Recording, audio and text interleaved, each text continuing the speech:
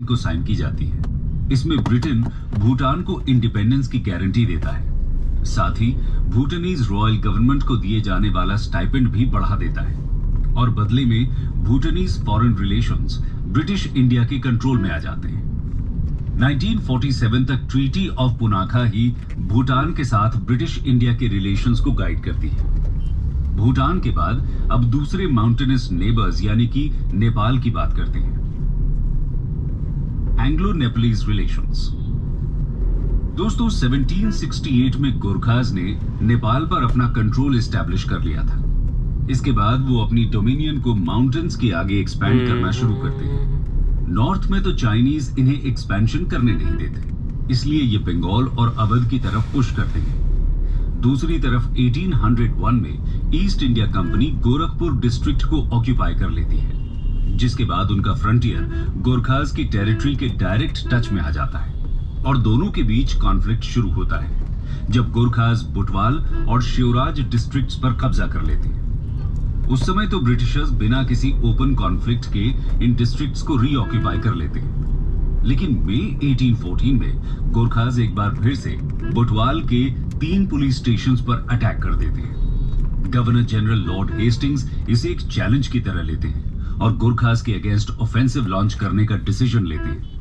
12,000 की गोरखा आर्मी के against Hastings 34,000 soldiers की बड़ी आर्मी तैयार करते हैं, लेकिन 1814-15 का ये कैंपेन बुरी तरह फेल हो जाता है।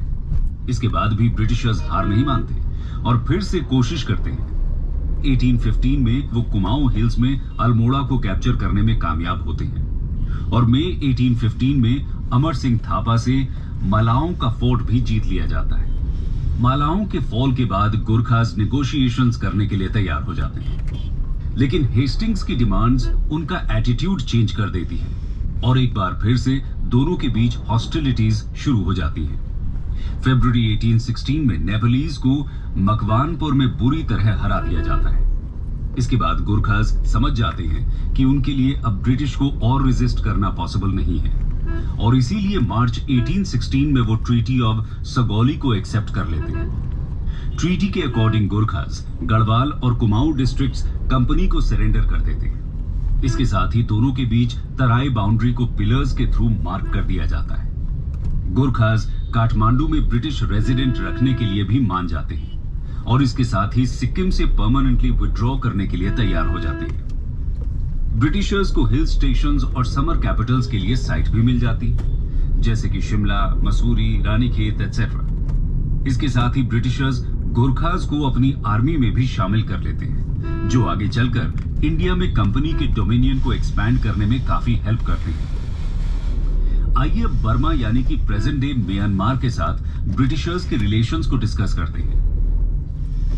Anglo Burmese relations. Anglo Burmese relations 19th century की शुरुआत यही में बनना है भाई, पीछे आगे पुलिस और वेस्ट की तरफ अपनी टेरिटरी एक्सपैंड करना चाहता था, लेकिन इंडिया में ब्रिटिशर्स का रूल था और वो बर्मा पर अपना कंट्रोल एस्टैब्लिश करना चाहते थे। इसके पीछे बहुत से कारण थे। सबसे पहले तो बर्मा के फॉरेस्ट रिसोर्सेज में ब्रिटिशर्स का इंटरेस्ट था।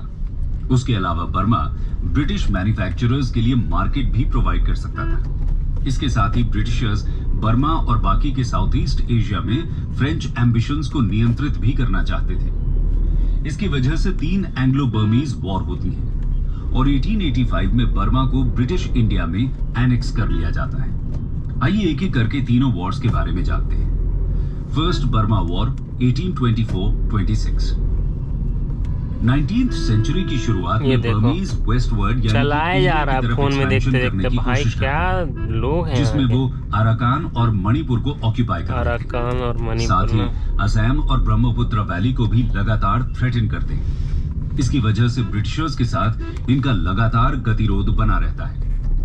और फिर सितंबर 1823 में बर्मा चिटागोंग के पास लोकेटेड शालपुरी आइलैंड पर कब्जा कर लेता है। इस आइलैंड को ईस्ट इंडिया कंपनी अपनी टेरिटरी समझती थी। इसके बाद से ही दोनों के बीच बैटल्स का सिलसिला शुरू हो जाता है। शुरुआत में ये बैटल्स अराकान और मणिपुर के रीजन्स में होते हैं, जहां बर्मीज फोर्सेस ब्रिटिशर्स पर भारी पड़ती हैं, क्योंकि उन्हें यहां के जंगल्स में फाइट करने का काफी एक्सपीरियंस था। इसलिए ब्रिटिशर्स इस फाइट को बर्मीज मेनलैंड पर ले जाते हैं। 11 मई 1824 को अचानक से ब्रिटिश नेवल फोर्स यांगोन यानी कि रंगून हार्बर में एंटर करती है और बर्मीज को सरप्राइज देती है। इसके बाद लगभग 2 साल तक दोनों के बीच इंटेंस बैटल्स होते हैं। फाइनली दिसंबर 1825 में बर्मीज ब्रिटिशर्स के साथ ट्रूस करने के लिए तैयार हो जाते हैं। नेगोशिएशंस शुरू होती हैं और फरवरी 1826 में ट्रीटी ऑफ यांडाबो के जरिए दोनों के बीच शांति स्थापित होती है। इस ट्रीटी के अनुसार बर्मा की गवर्नमेंट 1 करोड़ रुपए वॉर कॉम्पेंसेशन के रूप में देने के लिए तैयार होती है। साथ ही अपने कोस्टल प्रोविंसेस अराकान और टेनेसेरिम ब्रिटिशर्स को दे देती है। इसके अलावा असम, कछार और जयंतिया पर क्लेम करना भी छोड़ देती है और मणिपुर को एक इंडिपेंडेंट स्टेट की तरह रिकॉग्नाइज कर लेती है।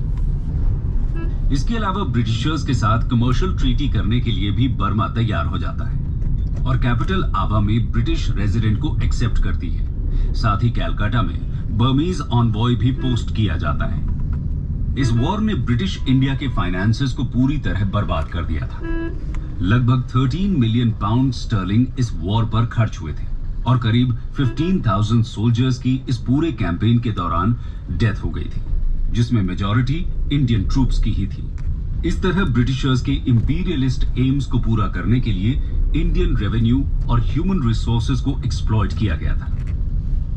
इसके बाद 1852 में एक और एंग्लो बर्मा वॉर होती है, सेकेंड बर्मा वॉर 1852। बर्मा के साथ ब्रिटिशर्स का सेकेंड वॉर कमर्शियल नीड और लॉर्ड डलहौजी की इंपीरियलिस्ट पॉलिसी की वजह से होता है। ब्रिटिश मर्चेंट्स अपर बर्मा के टिम्बर रिसोर्सेज चाहते थे, साथ ही बर्मीज मार्केट में और ज्यादा पेनिट्रेट करना चाहते थे।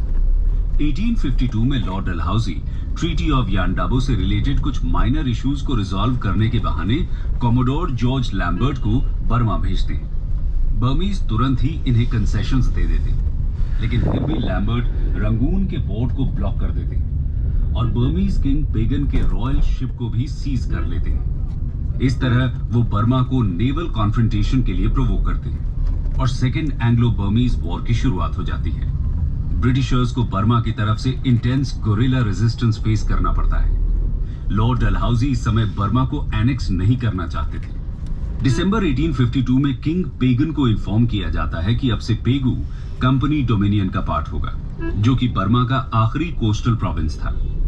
20 जनवरी 1853 को एनेक्सेशन की फॉर्मल प्रोक्लेमेशन इशू कर दी जाती है। इस तरह सेकेंड एंग्लो बर्मीज वॉर बिना किसी ट्रीटी के ही एंड हो जाता है। इसके बाद 1885 में एक बार फिर से बर्मा के साथ कॉन्फ्लिक्ट शुरू होता है। Third Burma war 1885।